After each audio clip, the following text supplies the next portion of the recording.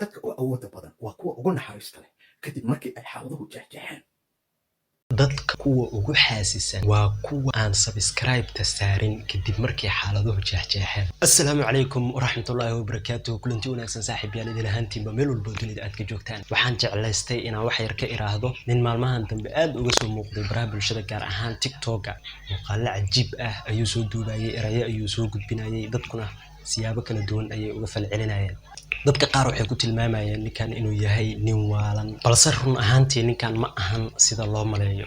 Soomaalidu ma ahan dad wanaagga isku ogol. waxa kaliya adduunka uga hooseeyna waxaa ka mid ah is-ixtiraam la'aanta anaga dhexdeena ah. adduunka qof haddii uu wax la yimaado waa la dhiirigeliyaa, waxa uu la yimid waa lagu taageeraa, waa loo sacabiyaa, hore u socaa la yiraahdaa. halka Soomaalidu cay iyo aflagaado ay kala hor imaanayaan. waxaa arkayseen Alfanaan Doli qolaal malaayiin dad ah ku xiran oo loo sacabinayay, sawirra la gelayay, hore u socaa lahaa. haddii uu Alfanaan Doli ka soo bixi lahaa Soomaali dhagaxa lagu dili lahaa. marka ninkan sida loo maleeyo ma ahan. waxaan rabaa inaan soo qaato qaar ka mid ah muuqaaladiisa oo xambaarsan xikmad dadkuna ay wada fahmi kareen. la soco muuqaaladiisa midkan ayaa u horeeyo. wuxuu leeyahay sida tan: waxaad khalkhal gelin kartaa noloshaada oo dhan adoo laadlaada dad aan lahayn yoolal iyo hami. wuxuu ku leeyahay waxaad qalqal gelin kartaa noloshaada oo dhan adoo laalaada dad ku nool yoolal iyo hami. oraahdan macnaheedu waxa weeye waxaad qalqal gelin kartaa nafsadaada haddii aad ku xiran tahay ama saaxiib la tahay dad aan lahayn wax yool ah iyo maxaa kaa dambeeya iyo wax mustaqbal dad aan lahayn. haddii aad saaxiib la noqoto waxaad qalqal gelin kartaa noloshaada. macnaheedu sidaas weeye. waxaan u gudbaynaa muuqaalka xiga. let's go.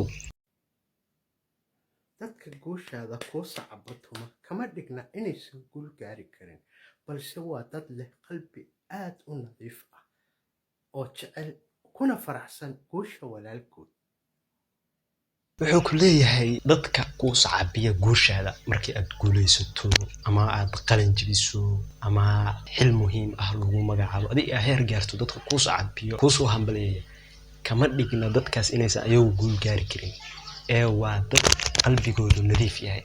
ninkan run ahaantii waa dhiirigeliye weyn. wuxuuna naga mudan yahay inaan asagana dhiirigelino, aan dhahno hore u soco, noo soo baday si aan wax kaaga faa'iidno. muuqaalka xiga. dadka u awooda badan waa kuwa ugu naxariista leh kadib markii ay xaaladuhu jeexjeexeen. dadka kuwa ugu awooda badan waa kuwa ugu naxariista badan kadib markii xaaladuhu jeexjeexeen. meeshaas aniga waxaa ku darsan lahaa dadka kuwa ugu xaasisan waa kuwa aan subscribe-ta saarin kadib markii xaaladuhu jeexjeexeen. sababtoo ah subscribe-ta wax lacag kaama gadna. muuqaalka waa daawatay, haddaa iska saarto wax dhiba kuma keenayso.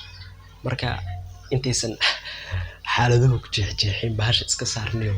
oraahdan macnaheedu waxa weeye dadka kuwa ugu naxariista badan waa dadka rafaadka iyo dhibaatada soo maray ee soo jabay.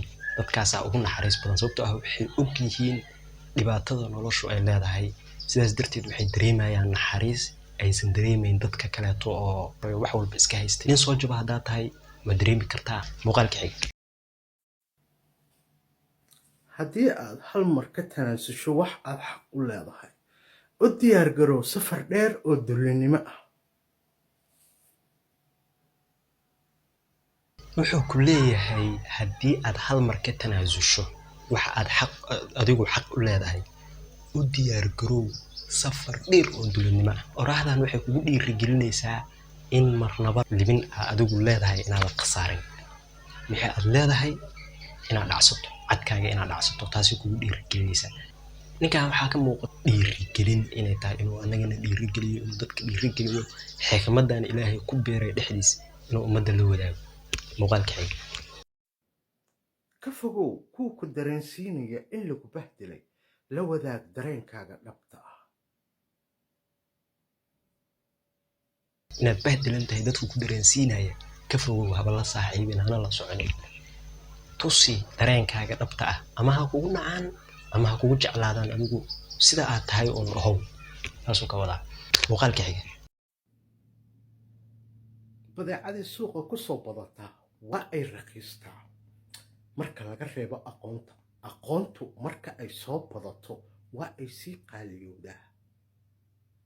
badeeco kasta oo suuqa ku soo badata way raqiistaa marka laga reebo aqoonta. waa hadal dhab ah, xaqiiqo ah. qofka aqoontiisu markastoo ay ziyaado indhaha usii furmaya, marnaba ma raqiisayso waxbarashada. qoraadan waxay dhiirigelinaysaa in wax la barto si caqligeena iyo cilmigeena intaba u koraan.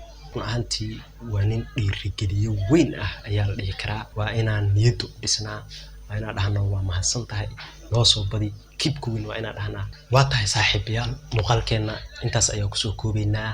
kulanti dambe oo xiiso leh. wasalaamu calaykum waraxmatullaahi wabarakaatuh.